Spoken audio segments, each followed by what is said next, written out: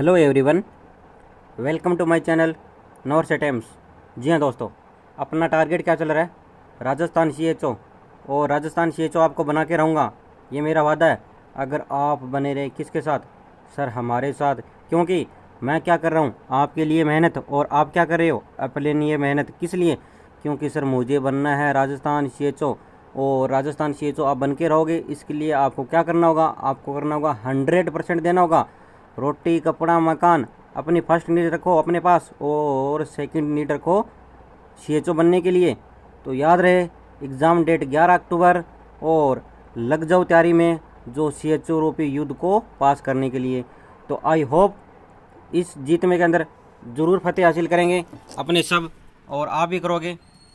ठीक है, तो अभी तक मैं उन विद्यार्थियों के लिए या उन कम्युनिटी हेल्थ ऑफिसर को कहना चाहता हूं कि अभी तक आपने हमारे पहले वाले 40 वीडियो नहीं देखे तो एक बार प्लीज़ वो वीडियो देख लेना। एक बार 40 वीडियो देख लेना, आपके लिए बहुत हेल्पफुल होगे। आप हमारी प्ले लिस्ट में जाके ज़रूर विजिट करना, और चैनल को लाइक और सब्सक्राइब ज़रूर कर देना। ठीक है, तो आज का वेरी इंपॉर्टेंट टॉपिक, जी हाँ, आज का टॉपिक रहेगा स्पेशल स्किल का। क्योंकि सभी बच्चे कह रहे थे सर, मैंने कहा बोलो कि सर हमने बहुत कुछ पढ़ लिया परंतु स्किल वाला नहीं पढ़ पा रहे, पता नहीं कहाँ से आ गया। क्योंकि सिलेबस में दे रखा है मैटरनल स्किल। तो कोई दिक्कत नहीं, मैं हूँ ना, किस लिए? आपको ये स्किल बताने के लिए। तो बने रहो मेरे चैनल के साथ। और आज का वेरी इंपॉर्टेंट मैटरनल स्किल का बनेगा ऑर्गेनाइजेशन ऑफ लेबर। जी हाँ, ये किस में आएगा? ये स्किल में ही आता है कि जब आप एज ए सीएचओ रूप कार्य करोगे, कहाँ? कम्युनिटी हेल्थ ऑफिसर बन के हेल्थ एंड वेलनेस सेंटर पे, तब आपको पता होना चाहिए कि आपका लेबर रूम कैसा होना चाहिए, आपको क्या करना चाहिए लेबर रूम में। तभी क्या हो, अच्छी तरह से डिलीवरी हो, कोई भी इन्फेक्शन ना हो, मदर और बेबी क्या रहो, हेल्दी रहे। ठीक है, तो ऑर्गेनाइजिंग ऑफ लेबर याद रहना, क्योंकि वहाँ पे एनम भेंजी होगी, और एनम भेंजी को पता नहीं होता कि लेबर रूम का टेम्परेचर कितना होता है, लेबर रूम में क्या क्या इंस्ट्रूमेंट होते हैं। इसलिए डॉक्टर साहब आपको रखना होगा क्या याद। तो बने रहो हमारे चैनल के साथ। पहला क्वेश्चन के साथ शुरुआत करता हूँ कि पहला क्वेश्चन अपना है कि a maternity wing include the following except. Wing यानी क्या? पंख। विंग मानी पंख। कि जो मेटर्निटी हॉस्पिटल है वहाँ पर क्या होता है एक के छोड़ के, तो आपको याद रखना वहाँ पे रिसीविंग एरिया होता है। जी हाँ, मदर को क्या किया जाता है? वहाँ पे रिसीव किया जाता है, ताकि कोई भी प्रेग्नेंट लेडी आए उनको रिसीव किया जाता है। दूसरा है डिलीवरी रूम। जी हाँ, वहाँ पे सीएचओ साहब क्या करवाएंगे? वहाँ पे सीएचओ साहब करवाएंगे डिलीवरी। किसकी? प्रेग्नेंट वुमेन की। ठीक है, और तीसरा है पोस्ट डिलीवरी ऑब्जर्वेशन रूम। जी हाँ डॉक्टर साहब, आपको डिलीवरी के बाद ऐसा नहीं कहना कि लो बहन जी ये लो बच्चा और ये लो दवाई, घर पे जाके रेस्ट करो, परंतु ऐसा नहीं, आपको पोस्ट डिलीवरी रूम में रखना होगा। किस लिए? ऑब्जर्वेशन के लिए। और ऑब्जर्वेशन कितने घंटे के रखे? तो कम से कम 1 या 2 घंटे के लिए आप ऑब्जर्वेशन रखो। ठीक है, और आपसे पूछा जाएगा कि ऑब्जर्वेशन कितनी स्टेज डिलीवरी की, तो लेबर की तो आपको रखना 4th स्टेज है। कितनी? 4th स्टेज है। कौन है? ऑब्जर्वेशन है। ठीक है, और ये स्टेज होती है। ऑब्जर्वेशन क्या किया जाता है? अब आप ये कहोगे सर ऑब्जर्वेशन क्या कर दिया जब हमने डिलीवरी करवा दी। नहीं दोस्त, आपको ऑब्जर्वेशन करना होगा कहीं मदर पीपीएच में ना चल जाए। ठीक है, कहीं मदर किस में ना चले, डिप्रेशन में ना चले जाए, या कोई भी अदर कॉम्प्लिकेट ना हो जाए, क्या? पोस्टमार्टम। ठीक है, इसलिए आपको ऑब्जर्वेशन रखना पड़ता है। और नेक्स्ट बात करता हूँ ड्रेसिंग रूम। जी हाँ, ये ड्रेसिंग रूम कोई लेना देना नहीं किससे? लेबर रूम से। ठीक है, तो ये एक है एक्सेप्ट है, यानी एक को छोड़ के, इसका अर्थ है एक को छोड़ के। आई होप ये आपको समझ में आ गया होगा। नेक्स्ट क्वेश्चन के लेके चलता हूँ, क्वेश्चन नंबर 2 की 0.5% chlorine solution can be use for. जी हाँ डॉक्टर साहब, आपको याद रखना जब आप हेल्थ एंड वेलनेस सेंटर का काम करोगे तो आप 0.5% क्लोरीन है वो सॉल्यूशन कैन भी यूज़, कितने घंटे तक आप यूज़ कर सकते हो? तो आपको याद रखना 24 घंटे तक अपने को यूज़ करना होगा। एनम बहन जी को समझा देना अच्छी तरह जब आपकी पोस्टिंग हो। ठीक है, किस लिए? किसका? क्लोरीन सॉल्यूशन का। ठीक है, क्वेश्चन नंबर 3 है कि the emergency drug place in the emergency tray for eclampsia patient. जी हाँ, आपके हेल्थ एंड वेलनेस सेंटर पर इमरजेंसी वार्ड के अंदर आप कौन सी ड्रग रखोगे? किसमें? एक्लेम्सिक रूम के अंदर। तो आपको याद रखना वहाँ पर रखेंगे मैग्नीशियम सल्फेट। क्या? Magnesium sulphate, nitroglycerine, calcium gluconate, dopamine, ये नहीं रखोगे। आपको रखना होगा MgSO4। MgSO4 ये क्या है? इसका शॉर्ट में केमिकल नाम है, ये भी आ सकता है एग्जाम में। और आपको याद रखना चाहिए कि MgSO4 दिया किस जाता है, तो आपको याद रखना ये दिया जाता है IM रूट से। और आपको याद रखना ये किस लिए दिया जाता है, तो आपको याद रखना जो इक्लाम्सिक वुमेन उसको दिया जाता है, ठीक है। और आपको पूछ ले कि MgSO4 का एंटीडोट क्या है, ये क्या यूनिवर्सल क्वेश्चन है आएगा, तो आपको याद रखना MgSO4 का एंटीडोट है कैल्शियम ग्लूकोनेट। क्या? कैल्शियम ग्लूकोनेट, ठीक है। ये क्या है? एंटीडोट है MgSO4 का। अब सिंपली थोड़ा बता देता हूँ कि इक्लाम्सिया क्या होता है। जब मदर की BP कितनी हो जाए 190 टू 140 अबो, और प्लस क्या हो प्रोटीन यूरिया, यूरिन के अंदर प्रोटीन आ रहा है, धनाधन यूरिन में किस में प्रोटीन, ठीक है। और मदर में साथ में क्या आ रही है, मदर में आ रही है सीजर यानी दौरे आ रहे हैं, तो इस कंडीशन को कहा जाता है इक्लाम्सिया। ये बात आपको याद रख लेनी है किसके बारे में, इक्लाम्सिया के बारे में, ठीक है। अब लेके चलता हूँ नेक्स्ट क्वेश्चन पे कि human placenta is discard by, हाँ जी, आप डिलीवरी करवा दोगे और डिलीवरी करवाने के बाद जो प्लेसेंटा होगी वो कहाँ डिस्कार्ड किया जाता है, क्योंकि एनम हेनजी को पता नहीं, एनम हेनजी कोई सी भी बकेट में डाल देती है, किसमें, BMW के। परंतु आप क्या हो, आप हो डॉक्टर, तो डॉक्टर को WHO की गाइडलाइन, जो BMW की गाइडलाइन को फॉलो करना होगा। तो आपको याद रखना जितने भी कंटामिनेटेड जो ब्लड से हैं या ड्रेसिंग से रिलेटेड है वो किस में जाएंगे, येलो बिन के अंदर, ठीक है। ये आपको याद रखना है, ठीक है। लेके चलता हूँ नेक्स्ट क्वेश्चन की which while plotting partograph you will find that the pregnant women with good uterine contraction, जी हाँ, but cervical dilation less than, हाँ जी, सर्वाइकल डायलेशन कितना है, सर्वाइकल डायलेशन है लेस देन 4 सेंटीमीटर, जी हाँ, लेस देन कह रहा हूँ मैं, कितने, स्टिल लेस देन।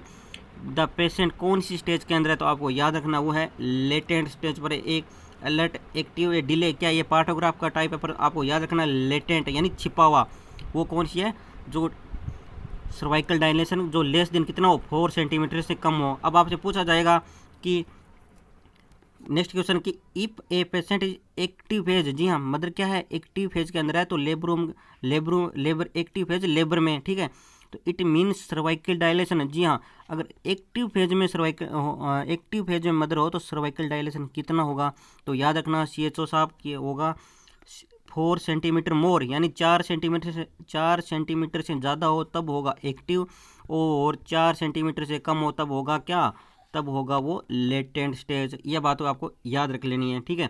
लेके चलता हूँ नेक्स्ट क्वेश्चन, जी हाँ, कि plotting of FHS fetal heart sound cervical dilation BP and pulse के एसेंशियल कंपोनेंट ऑफ, हाँ जी, ये सभी किसके एसेंशियल कंपोनेंट है, EAMTSL ENBS NBR ने, ये है पार्टोग्राफ के, ठीक है। ये सभी किस में नोट किया जाता है, पार्टोग्राफ में नोट किया जाता है, ये आपको याद रख लेना है, वेरी वेरी इंपॉर्टेंट। कोई सा भी एम्स हो, हर एम्स के अंदर ये रिपीट क्वेश्चन हुआ है, आपको याद रख लेना कि temperature of labour room should be maintain between, हाँ जी डॉक्टर साहब, लेबर रूम का टेम्परेचर कितना मेंटेन रखना होगा, यही तो स्किल है। स्किल के अंदर क्या होता है कि थ्योरी थोड़ी ना पूछी जाती, आपसे यही पूछा जाता है कि आप लेबर रूम का कितना टेम्परेचर रखोगे डॉक्टर साहब, ये क्या स्किल है, तो आपको याद रखना, इसी को स्किल कहते हैं। तो लेबर रूम का टेम्परेचर रखा जाता है 25 टू 28 डिग्री सेल्सियस, फारेनहाइट नहीं कह रहा मैं, सेल्सियस कह रहा, कितना, 25 टू 28 डिग्री सेल्सियस, ये बात आपको याद रख लेनी है, ठीक है।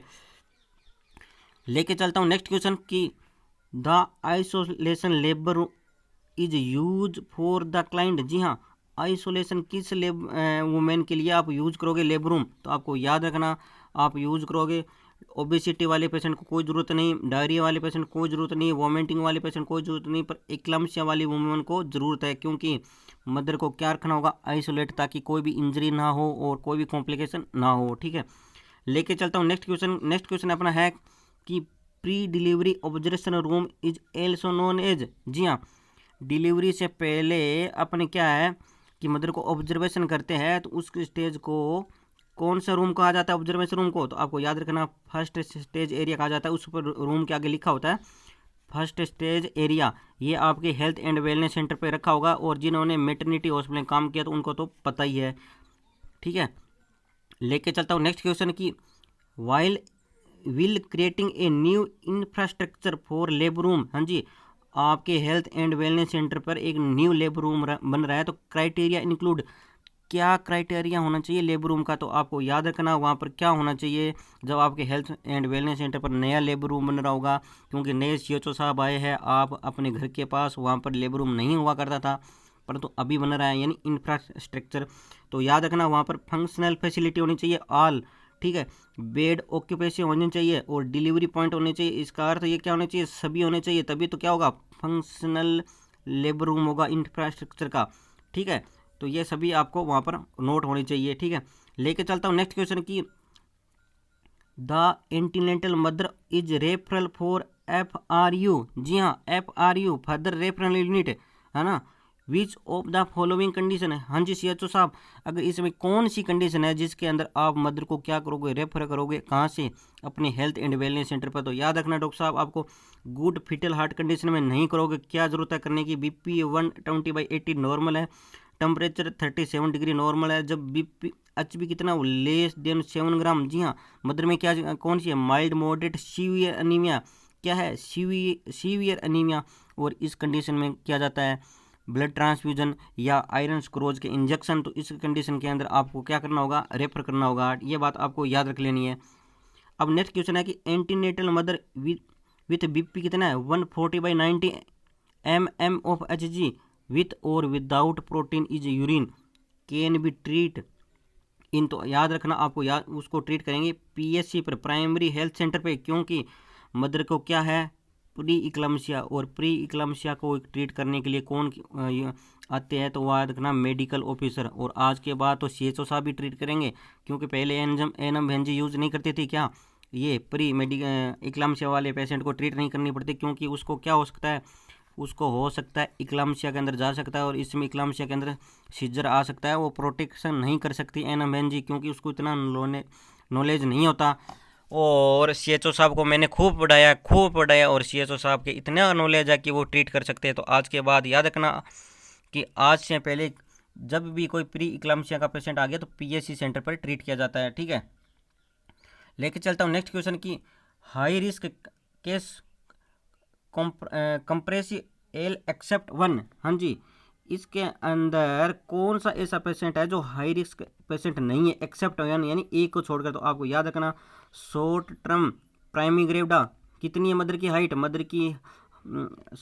हाइट है 140 से कम, 140 सेंटीमीटर से कम, तो ये क्या हाई रिस्क में जाएगी।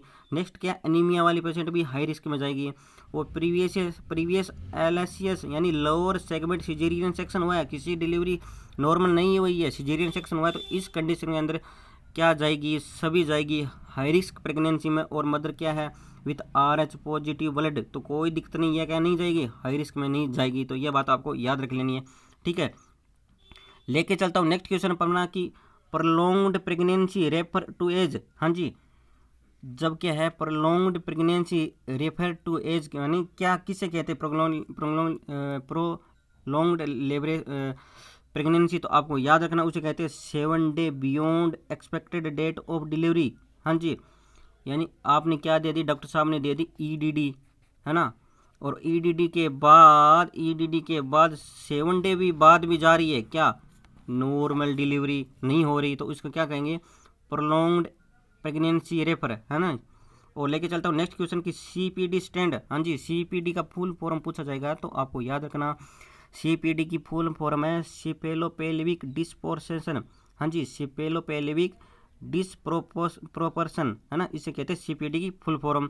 लेके चलता हूँ नेक्स्ट क्वेश्चन की, example of mall presentation is, क्या माल प्रेजेंटेशन का कौन सा एग्जाम्पल है, तो आपको याद रखना ब्रीच प्रेजेंटेशन होता है, वर्टेक्स प्रेजेंटेशन नहीं होता, क्योंकि ये तो नॉर्मली ही होता है वर्टेक्स प्रेजेंटेशन। और ट्रांसवर्स ये क्या है, माल प्रेजेंटेशन। तो आई होप ये आपको समझ में आ गया होगा, A और C क्या है, A और C है माल प्रेजेंटेशन। लेके चलता हूँ नेक्स्ट क्वेश्चन की, MNH स्टैंड फॉर, हाँ जी, MNH किसे कहते हैं, आपको याद रखना डॉक्टर साहब, इसे कहते हैं maternal and neonatal health, maternal and neonatal health. जी हाँ, ऐसे ही क्वेश्चन बनेंगे किसमें, राजस्थान CHO में। टारगेट हाई PER दो, मत पढ़ो, मैं फिर कहता हूँ, ऐसे ही क्वेश्चन देखने को मिलेंगे। लेके चलता हूँ नेक्स्ट क्वेश्चन की, dose of oral misoprostol is, क्या है, डोज ऑफ मिजोप्रोस्टोल क्या है ओरल, तो आपको याद रखना इसकी डोज ऑफ मिजोप्रोस्ट कितनी है। तो आई होप डोज ऑफ मिजोप्रोस्ट लिखा गया है तो इसके अंदर टाइपिंग गलत हुई है। डोज ऑफ मिजोप्रोस्ट आपने कितनी, अगर ईच टेबलेट की बात करें जो वो होती है 200 माइक्रोग्राम। जी हाँ, 200 माइक्रोग्राम होती है किसकी, मिजोप्रोस्ट टेबलेट की।